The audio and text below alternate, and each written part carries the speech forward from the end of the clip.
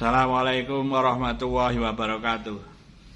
Ini bagian 2 ya, saya masih menggunakan pakaian yang sama setelah break. Break. Oh, seperti seminar saja. Ya, setelah break sebentar, istirahat sebentar. Ya, lalu kita bincang-bincang lagi tentang matematika ya. Berkaitan dengan guru mengajar di kelas. Ya, kalau guru matematika jangan galak-galak ya. Sudah sulit materinya, gurunya galak, marah-marah, makin stres anaknya. Yang ramah, ya gitu ya. Kemudian yang kedua, guru harus menguasai materi. Sebagai guru kalau tidak menguasai materi, bagaimana? Nanti salah konsep yang diberikan kepada siswa harus benar. Yang ketiga, guru harus punya strategi di dalam mengajar. Nah, strategi ini mau menyampaikan sesuatu materi itu dipikirkan. Saya harus menyampaikannya ini itu seperti apa begitu. Supaya para siswanya di kelas itu menjadi jelas. Dengan siswa yang tadi di bagian pertama kita sebutkan beragam. Ada yang pandai, ada yang menengah, ada yang kurang gitu. Gimana strateginya? Misalnya mau mengajarkan untuk penambahan dengan alat peraga boleh ya.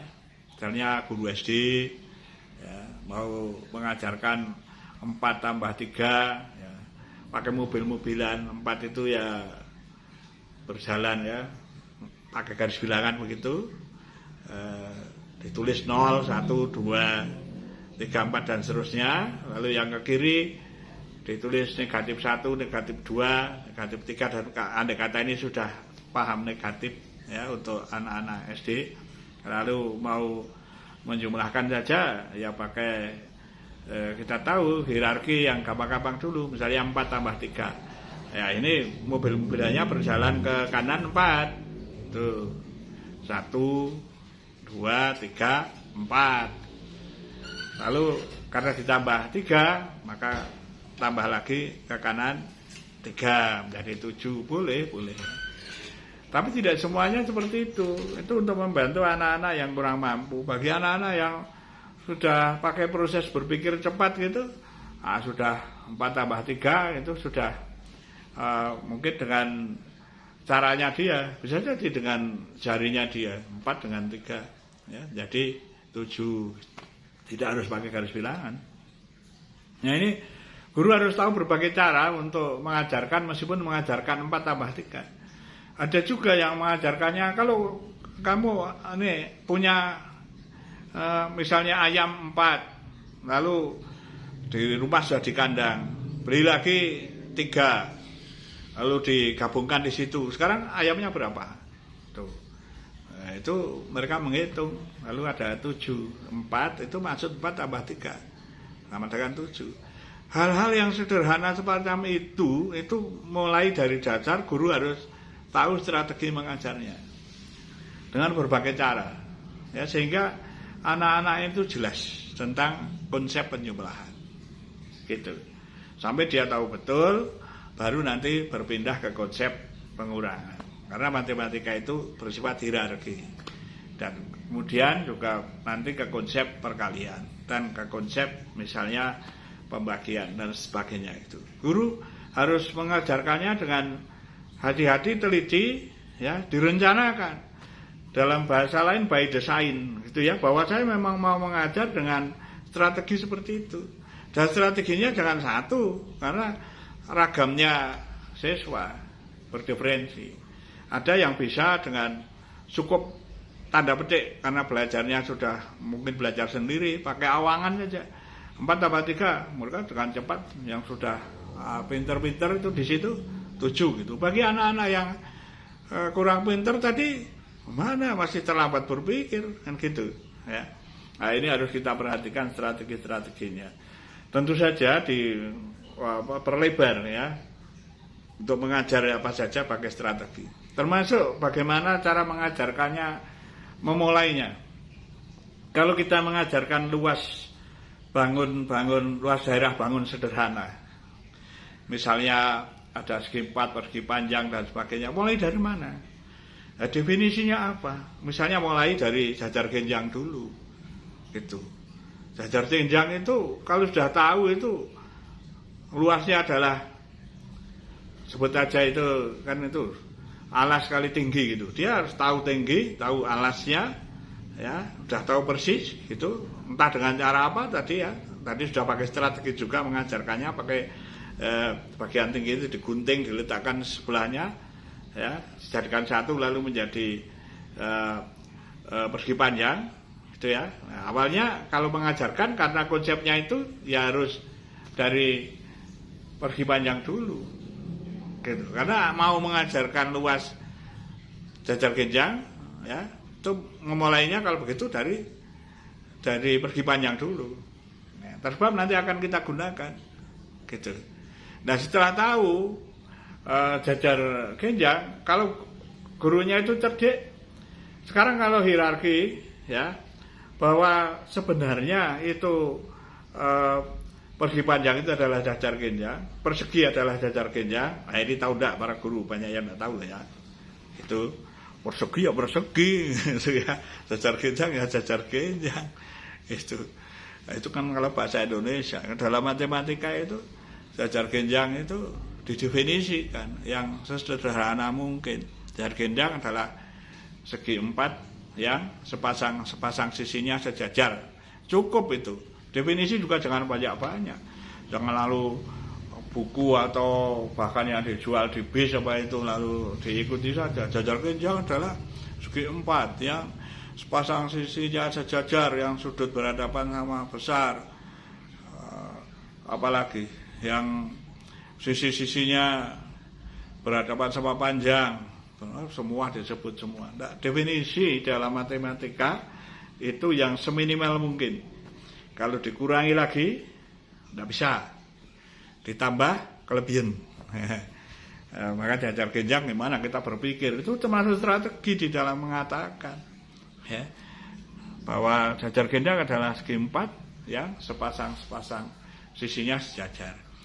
Apakah harus pakai itu? Tidak, ya, karena berpikir matematik itu merdeka. Bisa saja seseorang mengatakan jajar genjang, ya, jajar genjang itu adalah segi 4 yang sepasang sisinya sama panjang, boleh.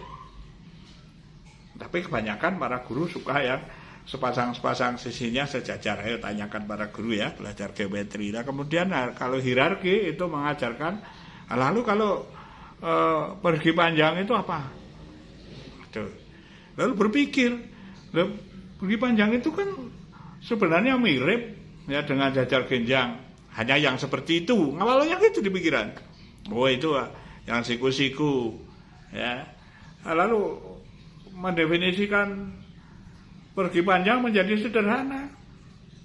Persegi panjang adalah jajar genjang itu. Nah, yang seperti apa? Yang mula-mula yang 4 sudutnya sama, mula-mula begitu. Tapi bisa diringkas lagi, ya.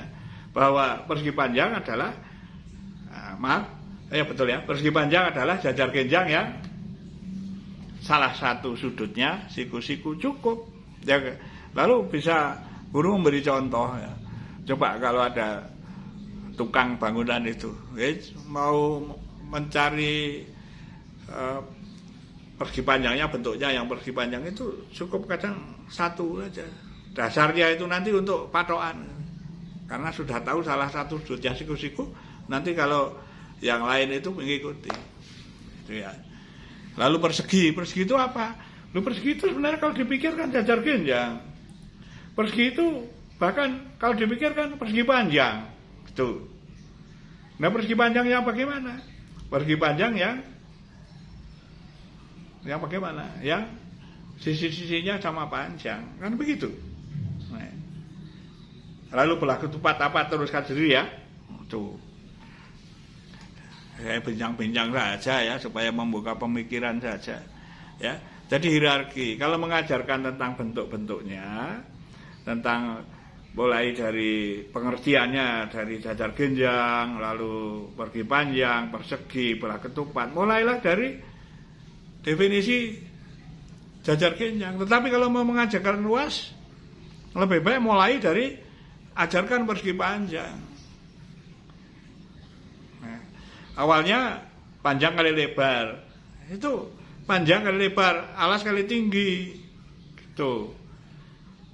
Nah kalau nanti untuk jajar genjangnya itu dipotong salah satu, itu kalau pakai alat peraga ditempelkan yang lain. Kalau menjadi persegi panjang gitu, yang sama dengan panjang kali lebar yang tadi sudah dikenalkan sebagai alas kali tinggi, itu sama. Ya misalnya seperti itu ya, secara singkat ini kalau guru matematika ngerti itu ya penjelasan saya. Kalau sampai tidak tahu ya cek lagi, itu sudah lulus S1. maaf. Iya, tapi begitu ya. Ini kan bincang-bincang ya, bincang-bincang. Ya, mudah-mudahan paham ya, apa yang saya jelaskan itu. Strategi. Kemudian apalagi yang lain ada juga model-model pembelajaran. Ya, model pembelajaran itu banyak ya. Wah, sekarang itu ya yang dikenal itu PBL. Apa itu? Problem based learning itu ya. Berbasis masalah. Ada DL. Oh, itu ucapannya kalau orang Indonesia kan DL. Kalau orang Inggris ya DL gitu ya. Di discovery learning gitu. Ada yang namanya lidah Jawa, PJBL gitu kan.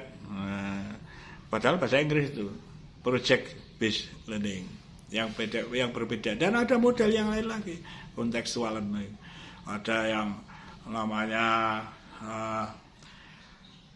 team based learning, ada yang bermacam-macam lah.